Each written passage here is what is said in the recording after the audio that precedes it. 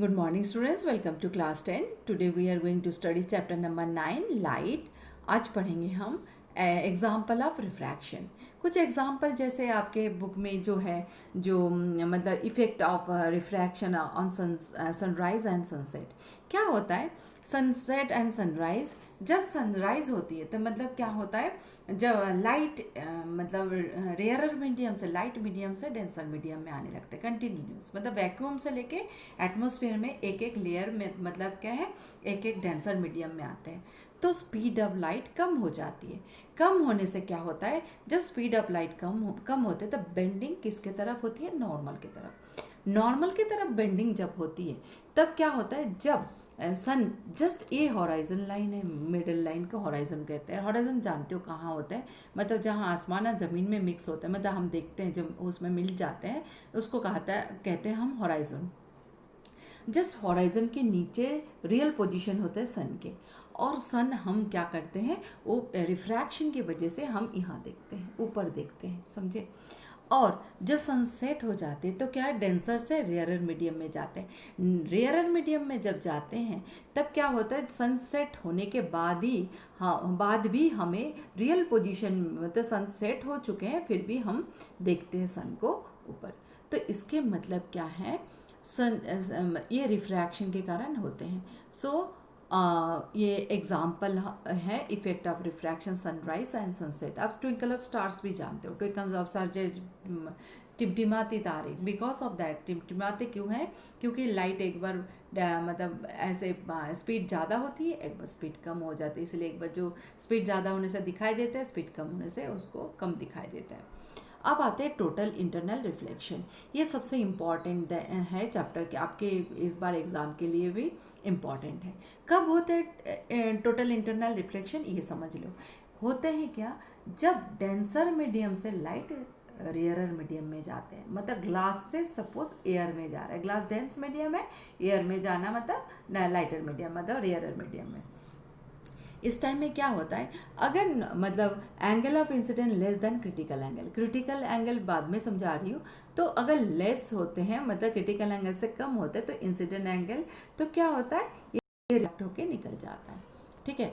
अब आते हैं next, angle of incidence is equal to the critical angle.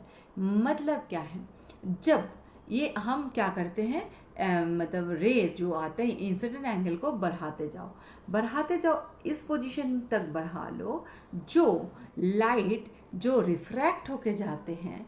मतलब जहाँ ये एयर है, सपोज ये ग्लास है, ये एयर है, ये ग्लास ये एयर है ना, तो ये क्या होता है इंसिडेंट एंगल कितने बढ़ाओ तो ये 90 डिग्री होके निकल जाता है, मतलब सरफेस होके निकल जाता है. ये सरफेस अब जब ये 90 डिग्री हो जाता है रिफ्रैक्टेड रे, उस जिस एंगल में इंसिडेंट एंगल में रिफ्रैक्टेड एंगल 90 डिग्री होता है उस इंसिडेंट एंगल को उस एंगल को क्रिटिकल एंगल कहते हैं, समझे.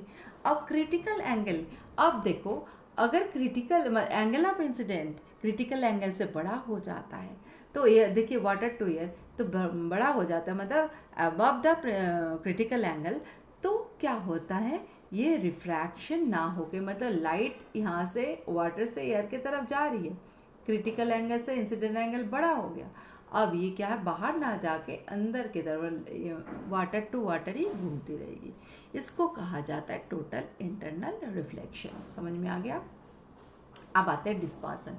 ये एक फिनोमेना है लाइट के, जो जिस फिनोमेना में वाइट लाइट अगर प्रिज्म के अंदर से पास करवाया जाए तो इस 7 कलर्स में डिवाइड हो जाता है. अब रेनबो देखते हो, रेनबो क्या होता है, जब सनलाइट आती है एक साइड अंधेरा होता है, सनलाइट आता है, बीच में से बारिश भी होती है, बारिश के जो ड्रॉपलेट्स है वो ड्रॉपलेट्स एज अ प्रिज्म काम करते हैं, तो उसके अंदर से जब लाइट पास होती है तो 7 कलर के रेनबो बन जाती है. सेम डिस्पर्सन कहा जाता है. तो देखिए जब प्रिज्म के अंदर से, ये आइजक न्यूटन ने किया था, तो देखिए प्रिज्म के अंदर से पास होने से 7 कलर्स में डिवाइड हो जाते हैं. 7 कलर्स में है रेड, आप जानते हो, violet, indigo, blue, green, yellow, orange, red. अब सबसे ज़्यादा स्पीड होती है रेड लाइट की और सबसे कम स्पीड होती है वायलेट लाइट की. अब वायलेट लाइट सबसे कम मतलब सबसे ज़्यादा नॉर्मल की तरफ बेंड होती है और रेड सबसे कम बेंड होती है, समझे. तो एंगल कौन ज़्यादा बनाता है, तो दैट इज़ वायलेट। अब आते हैं, तो याद रखना ये इस फिनोमेना को हम कहते हैं विव की ओर, ये स्पेक्ट्रम ऑफ लाइट विव की ओर, नाम violet, indigo, blue, green, yellow, orange and red. ठीक है।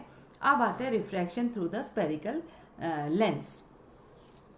अब देखिए स्पेरिकल लेंस कैसे, लेंस स्पेरिकल मतलब आपको नाम सुन के पता चल जाना चाहिए जिस लेंस स्पेयर होते हैं। तो ये दो स्पेयर लेंस से एक एक कन्वेक्स लेंस बनाया जाता है जो कन्वर्जिंग होते हैं, कनकेव लेंस जो डाइवर्जिंग होते हैं। देखिए मिरर में कनकेव मिरर कन्वर्जिंग होते हैं, कन्वेक्स मिरर डाइवर्जिंग होता है, लेकिन लेंस में कन्वेक्स कन्वर्जिंग होते हैं, कनकेव डाइवर्जिंग होता है। तो देखिए तो कैसे होता है कन्वेक्स लेंस। कन्वेक्स लेंस आपको मतलब ये देखिए ये कन्वेक्स लेंस है और कनकेव लेंस ये है। ठीक है। और कन्वेक्स लेंस बनते कैसे, देखिए यहाँ से अगर आप स्पेयर जोड़ दो और यहाँ से स्पेयर जोड़ दो तो ये मिडिल पॉइंट क्या है, कन्वेक्स लेंस बन गया। अब कनकेव लेंस देखिए ये है कनकेव लेंस और यहाँ से जुड़ जाते हैं स्पेयर, यहाँ से जुड़ जाते हैं। इसके मतलब क्या है, दोनों सेंटर होंगे, दोनों रेडियस होंगे, तो इसके मतलब फोकल लेंथ भी दो होगी। मतलब इसलिए दो स्पेयर से बनते हैं बोल के इसके सारे मतलब centre of the curvature to principal axis same ही होते हैं, एक ही होते हैं, और इसके फोकस भी वन होते हैं, फोकस टू होते हैं, फोकस वन फोकस टू, उसके बाद रेडियस ऑल्सो टू। ठीक है, दो स्पेयर से बनते हैं बोल के। अब देखिए कुछ मतलब लेंस के अलग अलग, जैसे कन्वेक्स लेंस के डबल कन्वेक्स लेंस है, ये डबल कन्वेक्स है, दो कन्वेक्स है, इधर से एक कन्वेक्स इधर से एक कन्वेक्स, ये प्लानो का एक प्लेन है, एक कन्वेक्स है, ये एक कनकेव लेंस है, एक कन्वेक्स लेंस है। ये कनकेव लेंस के भी double concave lens, plano concave lens and convexo concave lens. इसके पिक्चर याद रखना, अब पिक्चर दे के भी आपको क्वेश्चन पूछ सकते हैं, या आपको प्लानो कन्वेक्स लेंस के इमेज बनाओ या डायग्राम बनाओ, ये भी दे सकते हैं। ठीक है। आप देखिए सेंटर ऑफ द कर्वेचर, जैसे the centre of the curvature सबसे lens of the centre of the sphere से, स्पेयर के सेंटर को हम सेंटर ऑफ द, जब दो स्पेयर है तो दो सेंटर बनते हैं। दो स्पेयर में क्या है, दो सेंटर, रेडियस भी दो है, मैंने पहले ही कहा। उसके बाद देखिए C1 एंड C2 और प्रिंसिपल एक्सिस सेम होते हैं। अब देखिए उसके बाद मतलब ऑप्टिकल सेंटर, ये ऑप्टिकल सेंटर है ना। अब देखिए मतलब बहुत सारी चीज़ आपको फोकल लेंथ 2 होता है, F1 एंड F2। आप देखिए इसके बाद आते हैं जो कैसे आप rules of refraction through the spherical lenses.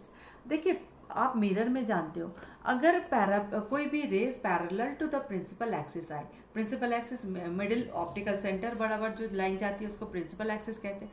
अगर रे प्रिंसिपल एक्सिस के ये प्रिंसिपल एक्सिस है, यहाँ से रेज आ रही है, तो रेज आने से क्या होता है, वो फोकस से गुजरती है। तो ये लेंस है, लेंस में क्या होगा, रिफ्रैक्ट होकर फोकस से होगी, है ना। और अगर फोकस से लाइट आती है तो क्या होता है, पैरेलल टू प्रिंसिपल एक्सिस होके रिफ्रैक्ट होके निकल जाते हैं। दो बार रिफ्रैक्ट होता है, एक बार आने के टाइम, एक बार जाने के टाइम। और जो सेंटर से जो लाइट आती है तो सेंटर से ही वापस जाती है, ऑप्टिकल सेंटर से जो ऑब्लिकली लाइट आते हैं ऑब्लिकली जाते हैं, ये सारे सेम ही होते हैं। अब formation image by lens, lens में जो इमेज फॉर्मेशन है वो आपको मैं दूसरे वीडियो में समझाऊंगी। तब तक ये जितना मैंने पढ़ाया वो अच्छी तरह से पढ़िए तो आपको लर्न हो जाएगा। अब मतलब सारे रे डायग्राम मैं आपको दूसरे वीडियो में समझाऊंगी। Okay, thank you.